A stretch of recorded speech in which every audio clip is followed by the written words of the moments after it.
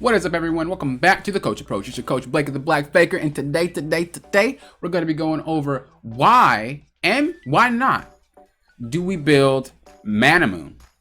We're going to go over what Manamune is. We're going to go over how it charges itself up. We're going to go over Muramana, which is the transformed version of Manamune. Try to say those names 5 times fast. And we're going to we're going to go over the damage and compare to Infinity Edge. Talk about why they build it. Talk about is it even useful to build it. Talk about what champions can build it, etc., etc., etc. So without further ado, if this is interest you, let's get started. But wait!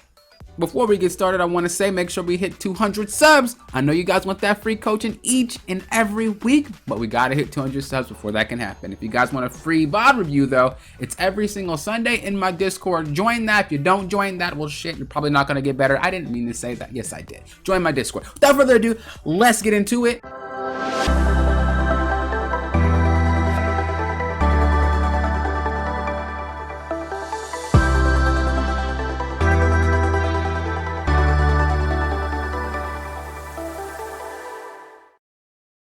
All right, so let's get down to the specific reason of why we even build, Manamune, right? Well, what is Manamune? Manamune is an item. Okay, video's over. Thank you guys for watching. I appreciate. No, I'm just kidding. What is Manamune? Manamune is an item that essentially is pretty weak early, but it gets extremely strong later once you fully stack it. We're gonna go over how to stack it in a second. But let's talk about why we would opt to build this before we would build like Infinity Edge or something on some stuff like Draven, stuff like Twitch, stuff like Jinx. Like why are they building stuff like that? What are my thoughts? I'll let you guys know at the end of the video. But it's a cheap item for essentially something that can give you, especially if you have to have presence of mind though. Make sure you have presence of mind in the precision tree. But it's a cheap item that essentially can give you around 134 damage, right? Compared to the IE right here, that would pretty much just give you a 80 damage. Now you can say, well, there's a crit passive. That is true, there is a crit passive. But one thing that differs from this is the IE, it's instant. Manamune, you have to wait till it turns into a Muramana. But why is that something like that doesn't really matter? Like why would I want to wait, you know? What's the point? Well, this only costs 2,400. This costs 3,400, meaning you have to wait an extra 1,000, which can be the time used to charge up the Manamune, right? Which means that essentially by the time you got the IE, you could have been done charging the Muramana. Now, realistically, you have to be pretty good at using your abilities, but I don't think you would finish it before you got IE. But it's just a cheap thing to get that you can then start building your IE next, you know, after that. So let's go back. Boop. Still here. So as you see, as I said, it's 1,000 gold more, right?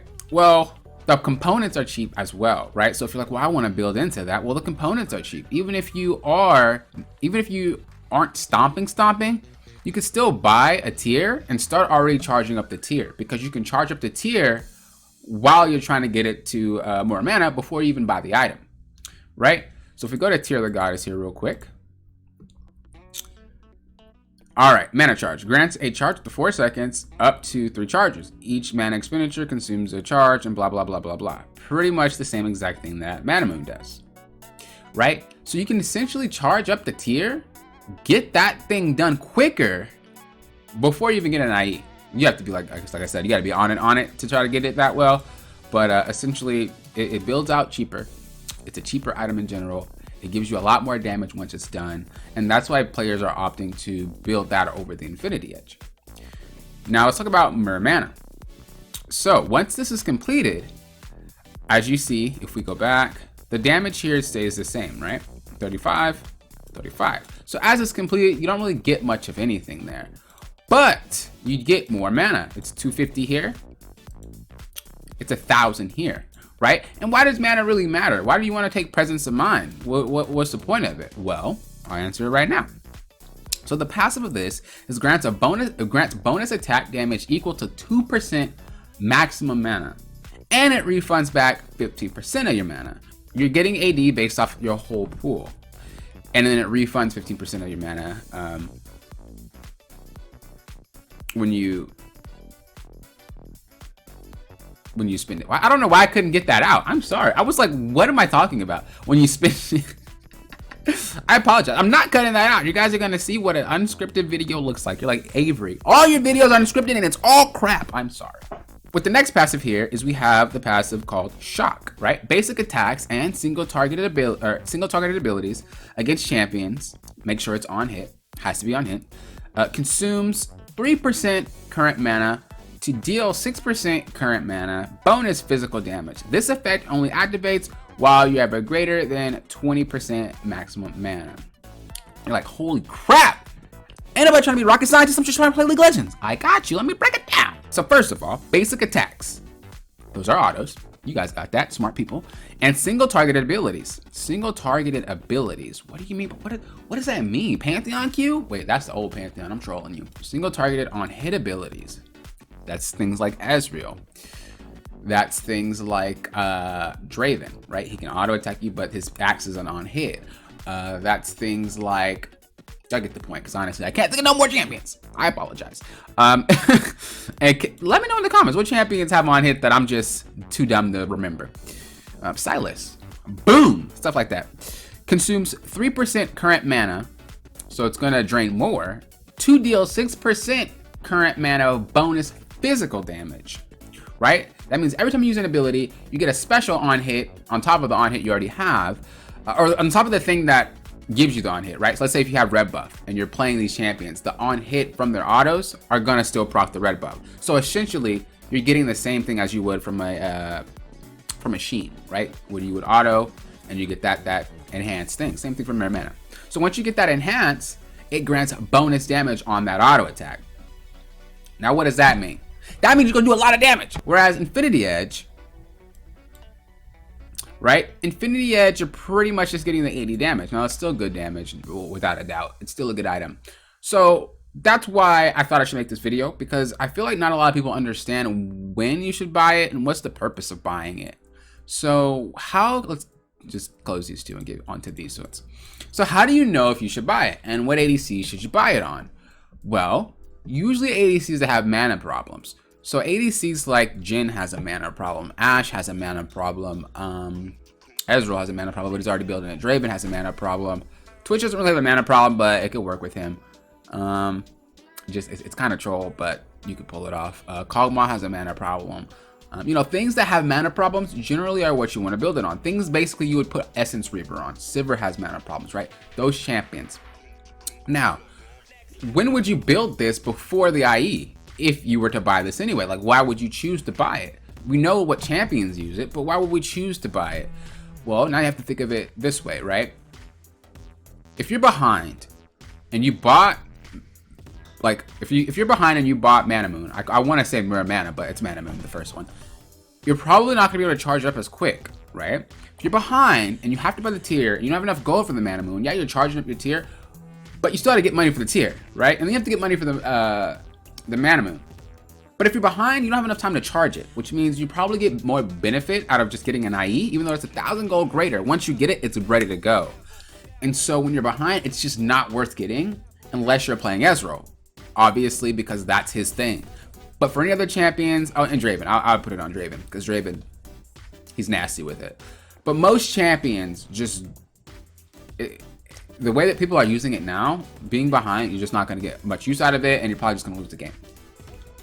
What happens when you're even? Well, when you're even, I personally think you should just go the regular build. The regular build of your champion when you're even. I do not think you should go Manamune on Jinx. You shouldn't go Manamune on Sivir. You shouldn't go Manamune on Jhin, on Kog'Maw. I would do it on Kog'Maw anyway. He scales like a monster. But I definitely think you shouldn't be building it if you're even. Now, when you're ahead, it's a different story. When you're ahead, you don't need damage, really. When you're ahead, right? You can still buy these items, and you can still basically put out a damage. So let's say I got fed, and I'm like 2 levels up, or 1 level up on the laners.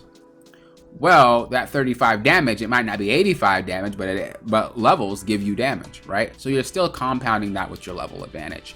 So I personally think that you should really only be buying this if you're stuff like Ezreal, Kog'Maw, just pretty much late game scaling champions, or if you're fed, in a sense. So Sivir, she scales later, but she doesn't scale super hard. She's not like a Jinx. She's not like a Vayne and stuff like that. So I wouldn't put it on her, right?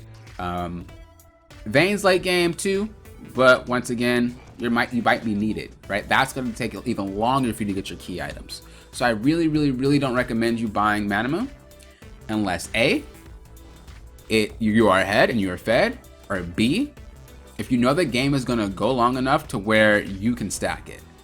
If you don't know, or you know that it's not going to, it's not worth getting it because the game's probably going to be over and you're probably going to lose. So that's why they built it. And I hope this helped you. I hope this helped you understand why they built it. Back when it first came out, I wasn't really sure why, and I wanted to do some research. I wanted to understand it because that's pretty much how it worked, right? I don't want to feed you guys bullshit. I want to make sure that what I'm telling you guys is facts, and what I'm telling you guys, I researched myself. As I was editing it, I had one more thought. Don't build it. If you're ever sure, like if you build it, my personal opinion is don't build it. Just build regular, unless you see it on champs, as I said, like Draven, Ezreal, like, you know, just the ones that you know would work on. Don't just do it on some random stuff like Ashe, Jinx, and stuff like that. That's my opinion. I wouldn't do it. You could do whatever you want, but I don't think you should, because once it's out of meta, once it's not a thing anymore, you might not know when it's not a thing anymore because a lot of stuff trickles down from high elo. And I think you should just build normal, even if it might be the thing now. I mean, if you don't know how to use it properly, you don't know how to abuse it properly, going for metas, going for fads to try to win your games, it's just not going to help you. And I know all these videos say, hey, go for this build, go do this, the OP Korean strats, the OP high elo, the Hope Eat Challenger. There's a reason why only high elo players are doing it, because they know how to use it. So if I were you, stick to the things that you know will work all the time instead of trying things that will work some of the time, okay? Anywho, back to the video.